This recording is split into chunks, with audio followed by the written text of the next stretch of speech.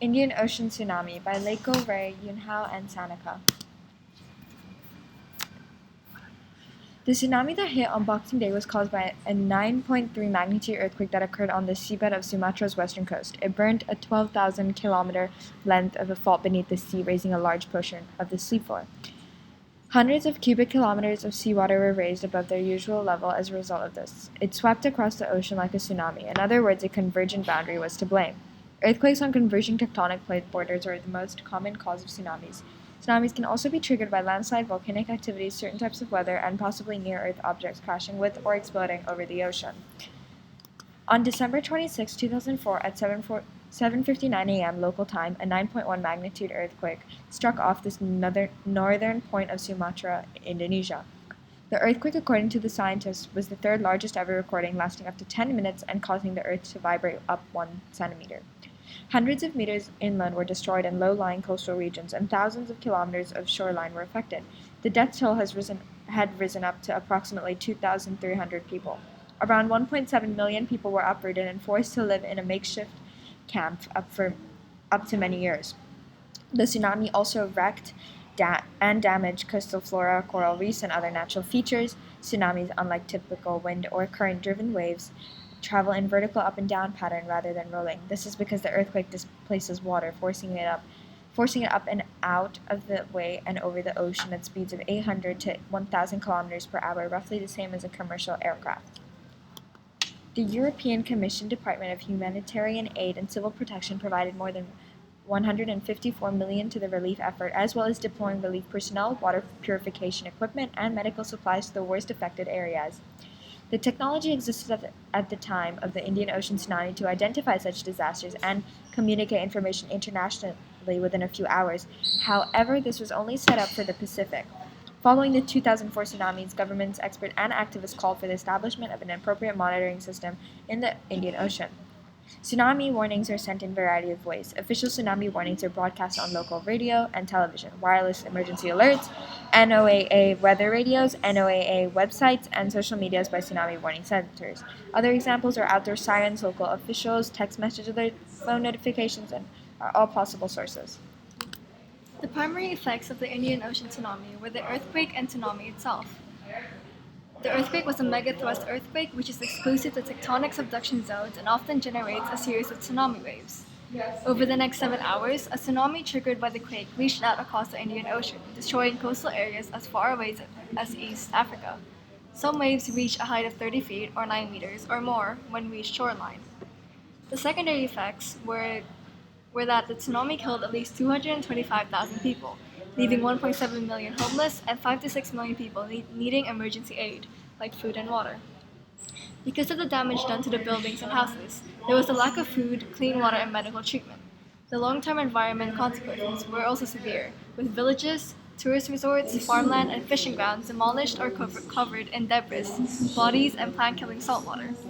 The reconstruction of all of this costed billions of dollars. The eruption occurred on July 18, 1995.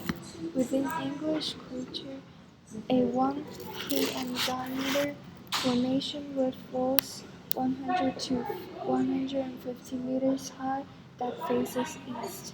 During the first 4 months of the eruption, the groundwater was rapidly heated by the rising magma, resulting the surf earthquakes, swarms, and forceful stream explosions. By mid-November 1995, the magma had reached the surface, and a new lava dome was forming. The lava is andesite, which is found in many carbon volcanoes. Because the lava was so viscous, the forms of the dome around the vent is that sides roughly mount hundreds of meters high. Since then, the South Sphere's heel dome was continued to expand. As the lava dome expands, it becomes unstable, and the pieces of it might avalanche away and disintegrate at the same time, forming elastic flow of the fragments and volcano ash. The flows range from a minor avalanche down the dome side of the catastrophic dome failures, with millions of tons of fractious lava moving at destructive speeds of over 100 kph and temperatures of up to 800 degrees Celsius. This time the tsunami causes a lot of economic losses. However, it was the poor less able to help themselves who suffered disproportionality. Without adequate assistance to recovery, regional disparities and inequalities will be hard, and poverty will be dependent. So in order to prevent the same consequences, it's necessary to help local populations get back on their feet by providing them with a means of immediate livelihood. It means providing uh, assistance that helps local populations and national governments help themselves. Encouraging local participation in the planning of recovery efforts, using local material of reconstruction, engaging the local workforce in the reconstruction efforts, and providing equipment, training, and microcredit for kick-starting local farming, fishing, and small business. At last, the instruction of the latest solar warming system is also very important.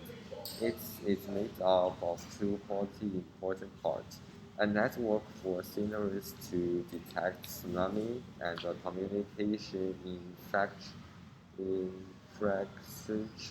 to ensure timely amounts to permit eradication of the coastal areas. Using this system effectively can make emergency preparation before the tsunami, thereby reducing response losses.